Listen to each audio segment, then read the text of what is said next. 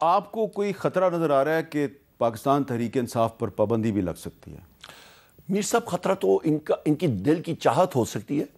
انہوں نے ہم سے ہمارا سمبل انتخابی نشان لے لیا, ہماری پارٹی کو الیکٹورل پالیٹکس سے نکالنے کی کوشش کی.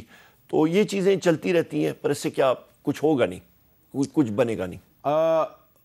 پنجاب پولیس کا یہ دعویٰ ہے, حکومت کا دعویٰ ہے کہ جو آپ کا جو پروٹیسٹ تھا اس میں جو لوگ گرفتار ہوئے ہیں اس میں کم از کم 89 لوگ ایسے ہیں جن کا نادرا کے پاس ڈیٹا نہیں ہے, کچھ افغان شہری بھی گرفتار ہوئے ہیں. تو اگر اس کو بنیاد بنا کر آپ کے خلاف کوئی چارج شیٹ تیار کی جائے تو آپ کیسے ڈیفینڈ کریں گے اس کو؟ میر صاحب پچھلے پروگرام میں بھی آپ سے گزارش کی, وہ تو مجھے بھی انہوں نے 14 فارنرز ایکٹ میں غیر ملکی ڈکلیئر کیا ہوا ہے, مجھے بھی اس کھاتے میں افغانوں میں ڈکلیئر کیا ہوا ہے. تو ٹھیک ہے, میری اس پہ محکمہ مال کے اس میں لکھا ہوا ہے افغان ترین, میرا خیال ہے وہ سمجھ کے انہوں نے اندر کیا ہوگا. تو پر یہ تو میرا خیال ہے کوئی دور کی بات ہے. پر یہاں پہ یہ آپ سے میں ضرور آپ کے توسط سے پوچھتا ہوں, پنجاب پولیس کیا یہ بات مانتی ہے کہ جو 60 ان کے سپاہی تھے جو موب نے پکڑے تھے ہم نے واپس کیے, ان میں سے 5 میں نے خود آپ کے پتھر گڑھ سے ان کو ریسکیو کیا, گاڑی میں بٹھایا, 10 کلومیٹر خود گاڑی میں ان کو لے کے گیا, وہاں پہ بحفاظت دیا ان کو, اور وہ رو رہے تھے بیچارے, اور انہوں نے پی ٹی آئی کا جھنڈا لیا اور ان کو سائڈ والے گاؤں پہ میں نے بھیجا. وہ کہیں پہ اعتراف. اچھا, ہمارے پنجاب میں جو بہت سے لوگ ہیں ان کو شاید نہیں پتہ, میں چاہتا ہوں آپ اس کی وضاحت کریں. جیسا کہ آپ نے اپنا بتایا کہ آپ افغان ترین ہیں, جس طرح پنجاب میں لوگوں سے پوچھا جاتا ہے نا بھئی اپنی ذات بتاؤ, خاص طور پہ تھانے میں پولیس ضرور پوچھتی ہے, تو کوئی بتاتا ہے جی میں رائی ہوں, کوئی کہتا ہے جی میں راجپوت ہوں, کوئی کہتا ہے جی میں جٹ ہوں, کوئی کہتا ہے جی میں سید ہوں. تو اسی طرح خیبر پختونخوا میں بہت سے لوگ جو ہیں وہ ان سے جب ذات پوچھی جاتی ہے تو وہ بتاتے ہیں افغان, جس کا مطلب ہے کہ وہ پختون ہے. بالکل یہی بات ہے جی. محکمہ مال کے ابھی یہ صدیوں سے ہمارا آ رہا ہے, یہاں پہ ہمارا قبیلہ جو ہے پہلے ترین کوٹ میں ہوتا تھا, پھر پشین میں آیا. پشین میں ایگزیکٹ ڈیٹ 1632 میں ہم لوگ یہ ہزارہ میں آئے تھے, اور اس وقت ہمارے جو محکمہ مال اس وقت جو بندوبست ہوا, اس کے بعد بھی جو محکمہ مال کے کاغذوں میں آج بھی دیکھ لیں قوم وہ لکھتے ہیں تو لکھتے ہیں افغان ترین قوم. اور اسی لیے پاکستان کا جو لفظ ہے اس میں جو الف ہے وہ افغانیہ, جی افغانیہ بالکل. تو یہ میں نے اس لیے بات کی ہے کہ یہ ہمارے پنجاب پولیس کے بہت سے لوگ جو ہیں وہ جب شناختی کارڈ دیکھتے ہیں نا خیبر پختونخوا کے لوگوں کا, تو اس میں قوم لکھی ہوتی ہے ان کی افغان, تو سمجھتے ہیں یہ افغان شہری ہے. بھئی وہ نادرا کا جاری کردہ پاسپورٹ ہے. لیکن یہ بات آپ کو انویسٹیگیٹ کرنی چاہیے کہ 89 لوگ جو گرفتار ہوئے ہیں آپ کے, ان کا نادرا کے پاس ریکارڈ نہیں ہے, شاید انہوں نے شناختی کارڈ نہیں بنوائے ہوئے تھے. جی عمر ایوب کو انہوں نے اس کھاتے میں فارنرز ایکٹ اس لیے میرا خیال ہے اس میں ملوث کیا ہوا ہے. اچھا, اب مولانا فضل الرحمان صاحب نے بھی کچھ گفتگو کیا, ذرا وہ بھی میں چاہتا ہوں کہ عمر ایوب صاحب سن لیں.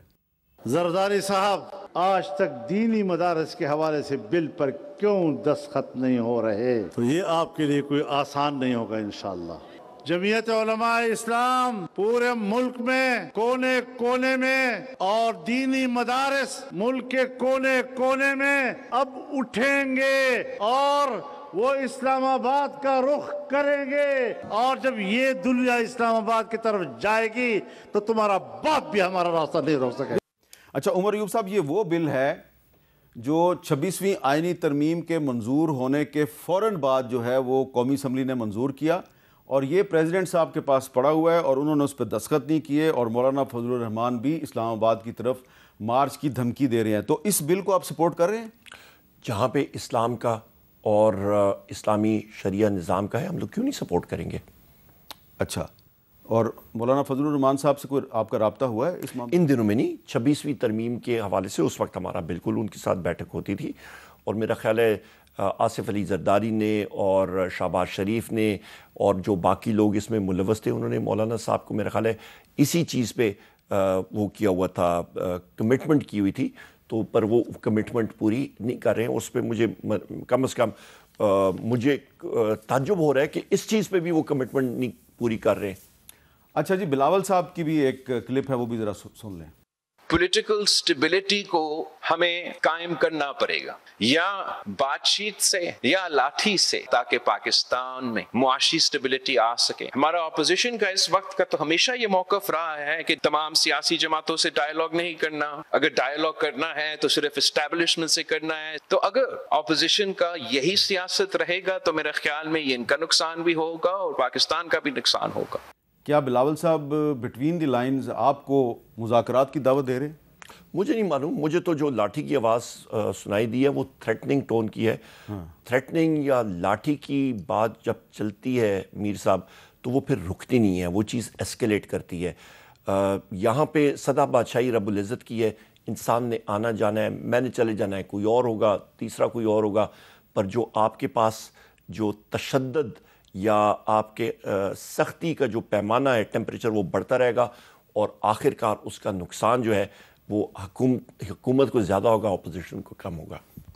بہت بہت شکریہ. عمر ایوب صاحب نے ہمارے ساتھ گفتگو کی، قومی اپوزیشن لیڈر ہیں، لیکن میں ان سے اجازت لے کر صرف اتنا کہنا چاہوں گا کہ حکومت کہہ رہی ہے کہ جی اپوزیشن جو ہے وہ پاکستان کو نقصان پہنچا رہی ہے، اپوزیشن کہہ رہی ہے جی کہ حکومت نقصان پہنچا رہی ہے، لیکن دونوں ہی جو ہیں وہ ایک دوسرے پہ الزام لگا رہے ہیں. لیکن لگتا یہ ہے کہ اس وقت جو حالات و واقعات ہیں اس سے سب سے زیادہ نقصان ریاست پاکستان کا ہو رہا ہے، کیونکہ 26 نومبر کے بعد کے جو حالات ہیں اس میں ایسے لگ رہا ہے کہ اب جو ریاستی ادارے ہیں وہ اپوزیشن پہ الزامات لگا رہے ہیں اور اپوزیشن جو ہے وہ ریاستی اداروں پہ الزام لگا رہی ہے، اور سب سے زیادہ جو خوش کون ہو رہا ہے وہ پاکستان کے دشمن ہو رہے ہیں. تو ہم نے جو کچھ بھی کیا ہے اس سے پاکستان کے دشمنوں کو خوش کیا ہے. جس نے جو بھی کردار ادا کیا ہے وہ اس پر ذرا غور سے سوچے کہ آپ نے جو بھی کیا اس سے پاکستان کے دشمن خوش ہو رہے ہیں.